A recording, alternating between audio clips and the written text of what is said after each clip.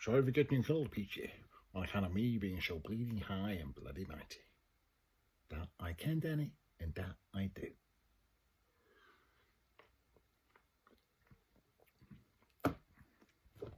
Oh.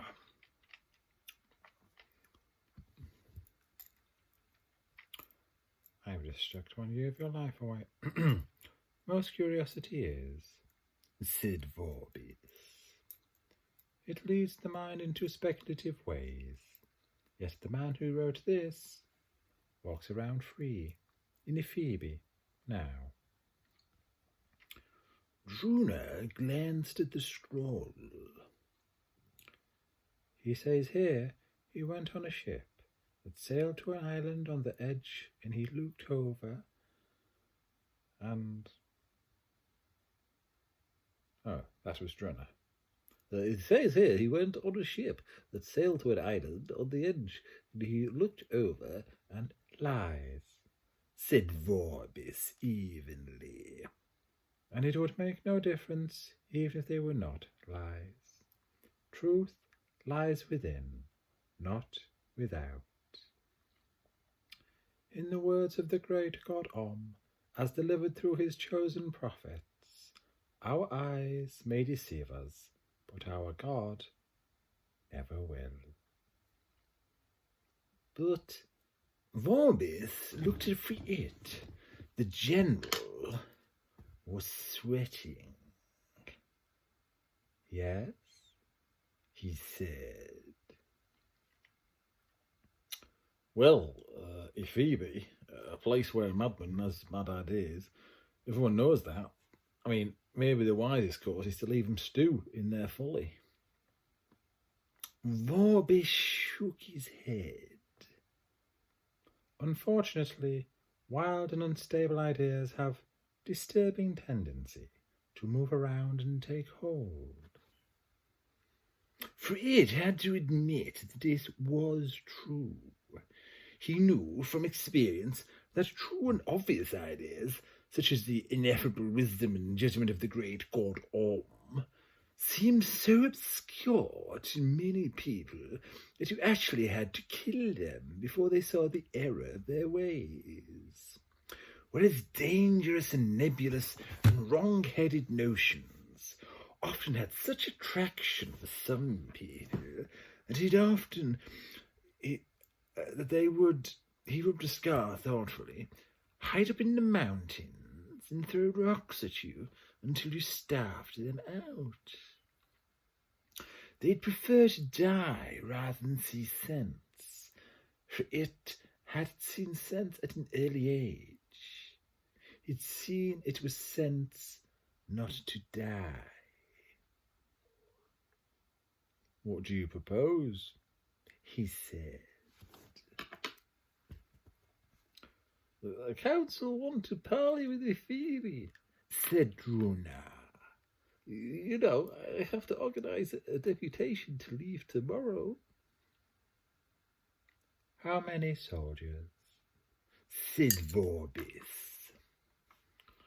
Oh, bodyguard only. We've been guaranteed safe passage after all, said Friet.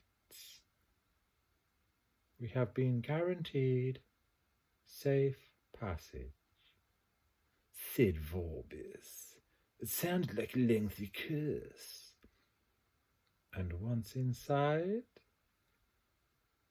Friet wanted to say, I have spoken to the commander of the Ephebian garrison, and I think he's a man of honour, although of course he is indeed a despicable infidel, and lower than the worms. But it was not the kindest thing he felt it wise to say to Vorbis. He substituted, we shall be on our guard. Can we surprise them? Friet hesitated. We? He said. I shall lead the party, said Vorbis. There was the briefest exchange of glances between himself and the secretary. I would like to be away from the citadel for a while. A change of air. Besides, we should not let the Ephebians think they merit the attentions of a superior member of the church. I was just musing as to the possibilities, should we be provoked.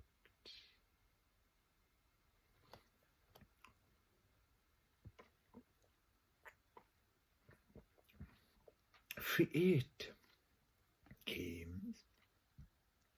Friet's nervous click was like a whip crack. We've given them our word. There is no truce with unbelievers, said Vorbis. But there are practical considerations, said Friet, as sharply as he dared. The palace of Phoebe is a labyrinth, I know. There are traps. No one gets in without a guide. How does the guide get in? Said Vorbis. I assume he guides himself, said the general. In my experience, there's always another way, said Vorbis.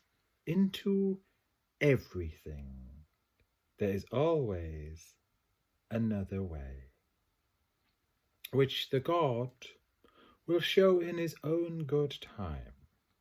We can be assured of that.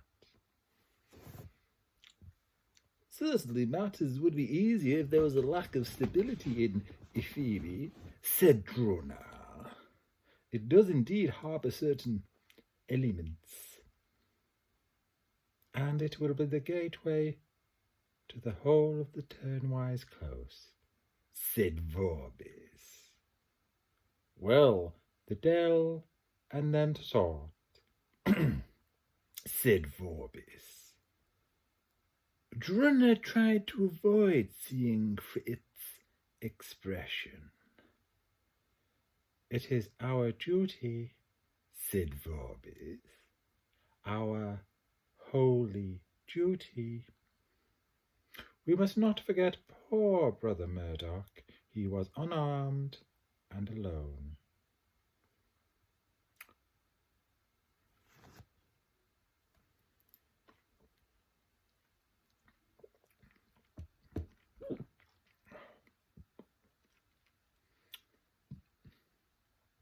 Brother's huge sandals flip-flopped obediently along the stone-flagged corridor towards Brother Numrod's barren cell. He tried composing messages in his head.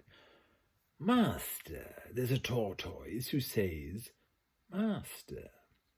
This tortoise wants Master. Guess what? I heard from this tortoise in the melons that Brother would never have dared to think of himself as a prophet, but he had the shrewd idea of the outcome of any interview that began in this way. Many people assumed that Brother was an idiot. He looked like one, from his round open face to his splayed feet and knock ankles. He also had the habit of moving his lips while he thought deeply, as if he was rehearsing every sentence. And this was because that was what he was doing. Thinking was not something that came easily to Brother. Most people think automatically. Thoughts dancing through their brains like static electricity across a cloud. At least, that's how it seemed to him. Whereas he had to construct thoughts a bit at a time, like someone building a wall. A short lifetime of being laughed at for having a body like a barrel and feet that gave the impression they were about to set out in opposite directions had given him a strong tendency to think very carefully about anything he said. Brother Nimrod was prostrate on the floor in front of a statue of Om, trampling the ungodly. With his fingers in his ears, the voices were troubling him again. Brother coughed.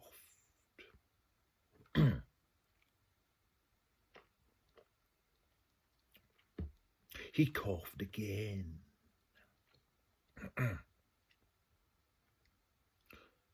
Brother Nimrod, said Brother. What? Brother Nimrod? What? Brother Nimrod unplugged his ears. Yes, he said testily. There's something you ought to see in the garden, Brother Nimrod. The master of novices sat up. Brother's face was a glowing picture of concern. What do you mean? Brother Nimrod said. In the garden, it's hard to explain. I found out where the voices were coming from, brother. Where the voices were coming from, Brother Nimrod. And you did say to be sure and tell you. The old priest gave Brother a sharp look. But if ever there was a person without guile or any kind of subtlety, it was Brother.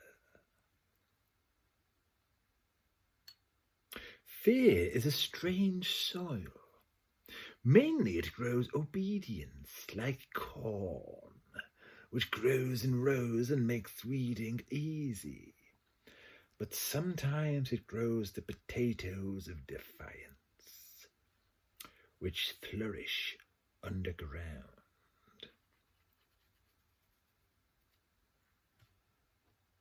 The citadel had a lot of underground. There were the pits and tunnels of the Inquisition. There were cellars and sewers, forgotten rooms, dead ends, spaces behind ancient walls, even natural caves in the bedrock itself. This was such a cave. Smoke from the fire in the middle of the floor found its way out through a crack in the roof and eventually into the maze of uncountable chimneys and light wells above. There were a dozen figures in the dancing shadows. They wore rough hoods over nondescript clothes, crude things made of rags. Nothing could easily be burned.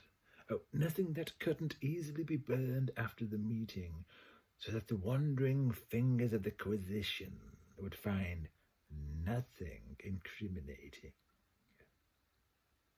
Something about the way most of them moved suggested men who were used to carrying weapons.